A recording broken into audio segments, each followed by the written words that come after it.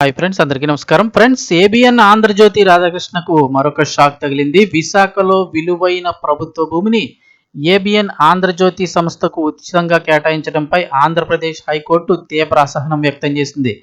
సుమారు 100 కోట్ల రూపాయల విలువైన ఈ భూమిని ప్రైవేటు సంస్థకు దారాదత్తం చేయడాన్ని సవాల్ చేస్తూ దాఖలైన పిటిషన్పై విచారణ చేపట్టిన ధర్మాసనం ఈ వ్యవహారంలో ప్రతివాదులందరికీ కూడా నోటీసులు జారీ చేసింది. హైకోర్టు ఏమేం ప్రశ్నలు అడిగింది అంటే కనుక నిజంగానే ప్రశ్నలు వర్షం కురిపించింది అంటున్నారు. విశాఖకు చెందిన నక్కనమ్మి గ్రేస్ దాఖలు చేసినటువంటి ఈ పిటిషన్పై విచారణ సందర్భంగా హైకోర్టు పలు కీలక ప్రశ్నలు సంధించింది. ఏ చట్టం కింద ప్రభుత్వ భూమిని ఒక ప్రైవేటు సంస్థకు ఉచితంగా బదలాయింపు చేశారని న్యాయస్థానం ప్రశ్నించింది. ఈ భూమికి సంబంధించి ఏవైనా సేల్ డీడ్ ప్రతివాదుల కంపెనీల పేరుతో రాశారా అంటూ నిలదీసింది.